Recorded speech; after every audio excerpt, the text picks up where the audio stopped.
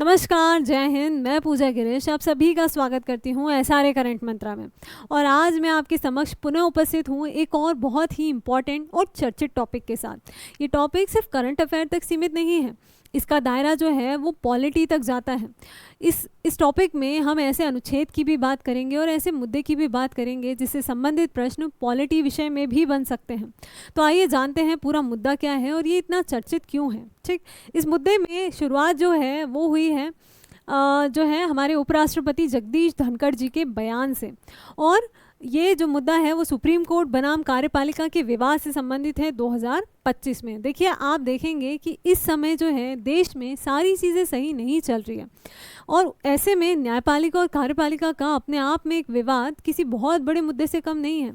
ये जो पूरा मुद्दा है इसे सबसे सरल शब्दों में, सबसे सरल भाषा में आज हम जानने का प्रयास करेंगे। ठीक, देखिए शुरुआत कहाँ से होती है।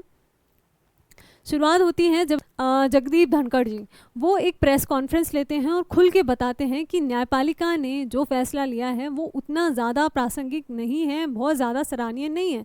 न्यायपालिका कभी भी राष्ट्रपति को आदेश नहीं दे सकती है। इसी बारे में हम जानेंगे कि किस अधिकार के तहत न्यायपालिका ने राष्ट्रपति को आदेश दिया है, आखिर मुद्दा क्या था। तो ये जो है ये इन्होंने प्रेस कॉन्फ्रेंस ली, उससे भी पहले एक पृष्ठभूमि शुरू होती है कि आखिर ये नौबत आई कैसे।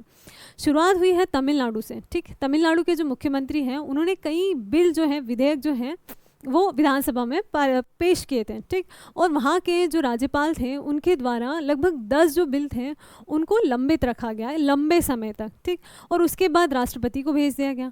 उसके बाद ये जो मुद्दा है वो जाता है सुप्रीम कोर्ट में। ठीक, और सुप्रीम कोर्ट जो है लग 8 अप्रैल को ये निर्णय देता है कि राज्यपाल जो हैं उनको इतना लंबित नहीं कर सकते हैं, उनको एक समय सीमा निर्धारित की गई। साथ ही साथ राष्ट्रपति के लिए भी समय सीमा निर्धारित की गई कि आपके पास सिर्फ 3 माह का ही समय होगा, आपको उसी दौरान आपको निर्णय लेना होगा।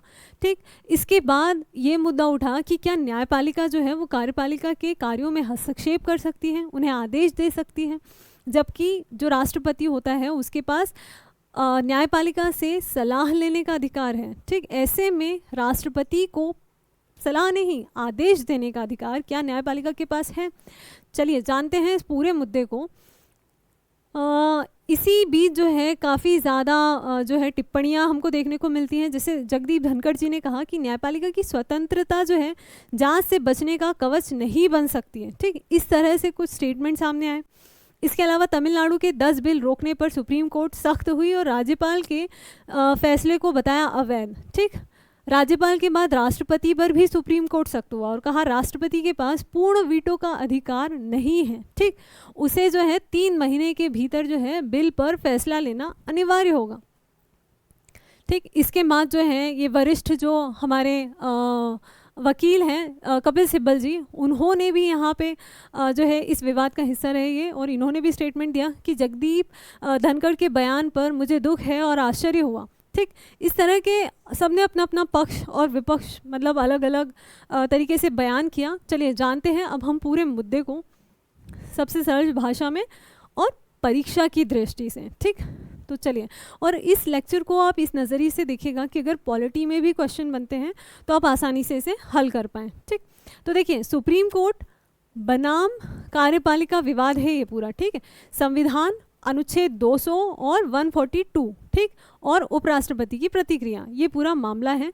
और इसमें हमें 2 अनुच्छेद बहुत ज़्यादा देखने को मिलेंगे, अनुच्छेद 200 और 142। ठीक,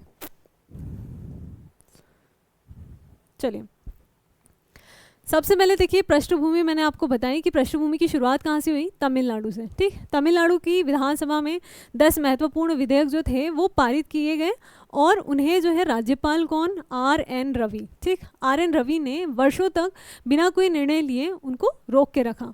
इसके बाद ये जो मामला है वो सुप्रीम कोर्ट पहुंचा और सवाल ये उठा कि क्या राज्यपाल अनिश्चित काल के लिए कोई विधेयक को रोक कर रख सकते हैं। इस तरीके से ये जो मुद्दा है वो सुप्रीम कोर्ट में जाता है। उसके बाद राज्यपाल की संवैधानिक भूमिका जो है वो तय की जाती है। ठीक, अब देखिए यहाँ पे अनुच्छेद 200 की बात की जा रही है। ठीक, अनुच्छेद 200 जो है वो ये बताता है कि राज्यपाल की संवैधानिक भूमिका क्या है। ठीक, राज्यपाल का क्या अधिकार है, तो अनुच्छेद 200 के अनुसार राज्यपाल के पास किसी भी विधेयक पर 3 विकल्प होते हैं। क्या विकल्प होते हैं? पहला, या तो वो उसे मंजूरी दे सकता है, ठीक, उसे पास कर सकता है, या तो वो उसे अस्वीकृत कर सकता है, ठीक, या तो फिर राष्ट्रपति को वो भेज सकता है विचारार्थ के लिए, उस पर निर्णय लेने के लिए, ठीक। ये 3 ही विकल्प होते हैं, है ना। महत्वपूर्ण बिंदु ये है कि अगर कोई विधेयक राज्य विधानसभा के द्वारा दोबारा पारित किया जाए तो उसे अस्वीकार नहीं किया जा सकता है, ठीक। अब देखिए, सुप्रीम कोर्ट का ऐतिहासिक निर्णय कब आता है? 8 अप्रैल 2025 को आता है कि राज्यपाल ने अनुचित देरी की है जो संवैधानिक मर्यादा के खिलाफ है, इसलिए 10 विधेयकों को मंजूर समझा जाएगा।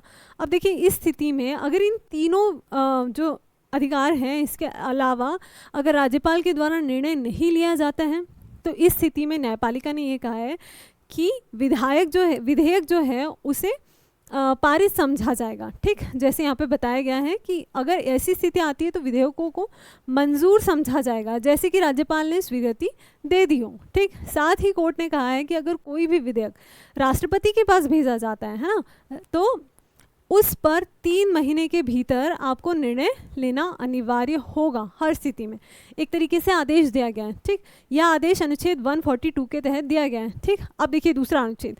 पहला हमने देखा अनुच्छेद 200, जिसमें राज्यपाल के जो कर्तव्य हैं वो बताए गए हैं, ठीक है, कार्य बताए गए हैं, और अनुच्छेद 142 जिसमें न्यायपालिका की शक्ति का उल्लेख किया गया है, ठीक।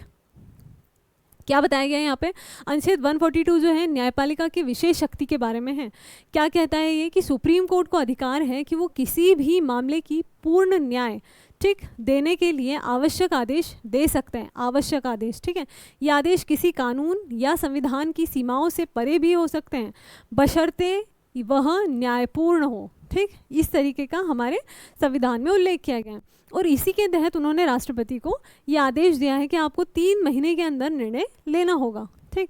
अब उपराष्ट्रपति जगदीप धनखड़ जी जो हैं, उन्होंने इस पर प्रतिक्रिया दी और क्या कहा उन्होंने कहा कि भाई ये जो आपने अनुच्छेद 142 के तहत जो आदेश दिया है वो किसी परमाणु मिसाइल की तरह है, ठीक। आपने इसका अनावश्यक उपयोग किया है, ठीक है। आप राष्ट्रपति को आदेश नहीं दे सकते, ठीक। उसके अलावा न्यायपालिका को विधायिका और कार्यपालिका की सीमाएं नहीं लांघनी चाहिए, ठीक। इन्होंने बताया है कि न्यायपालिका का अपना काम है, कार्यपालिका का अपना कार्य है, कोई किसी के कार्यों में हस्तक्षेप ना करे। इसी के बाद एक संवैधानिक बहस छिड़ गई और कुछ बड़े सवाल खड़े होते हैं। क्या होते हैं कि क्या सुप्रीम कोर्ट ने अनुच्छेद 142 का सही और न्याय संगत प्रयोग किया है? क्या कोर्ट का यह आदेश कार्यपालिका की स्वायत्तता में हस्तक्षेप है? या क्या राष्ट्रपति और राज्यपाल को निर्णय लेने की समय सीमा देना उचित है, ठीक। इस तरह के जो प्रश्न हैं, इस जो बहस है, इसका सबसे अहम हिस्सा है, ठीक। बहरहाल ये तो समय बताएगा कि ये जो लड़ाई है वो किसके हित में है, किसने किसके नियम का उल्लंघन किया है। लेकिन जब भी इस तरह के विवाद होते हैं तो इसमें सबसे ज़्यादा नुकसान जो होता है वो आम जनता को होता है, सबसे ज़्यादा पिसती है आम जनता, ठीक। लेकिन ये जो कार्यपालिका और न्यायपालिका है, इस तरह के विवाद जो होते हैं वो देश के हित में नहीं होते हैं, सबकी अपनी सीमाएं हैं और जो निर्णय हैं वो हित के लिए लिए जाएं तो ज़्यादा बेहतर होता है। इस पूरे मुद्दे पर आपकी क्या राय है हमें कमेंट सेक्शन में ज़रूर बताएं और इन अनुच्छेदों को बहुत अच्छे से आप नोट कर लीजिए, परीक्षा में आने की बहुत ज़्यादा संभावना बढ़ जाती है। साथ ही साथ एक अनुच्छेद होता है 143 जो ये बताता है कि राष्ट्रपति चाहे तो वो न्यायपालिका से सलाह ले सकता है, तो आप इसे भी नोट डाउन कर लीजिए, ठीक। इसके साथ आज का हमारा टॉपिक समाप्त होता है। उम्मीद करती हूँ ये टॉपिक आपके लिए मददगार रहेगा और तब तक के लिए आप अच्छे से पढ़ाई कीजिए, बने रहिए हमारे साथ। धन्यवाद।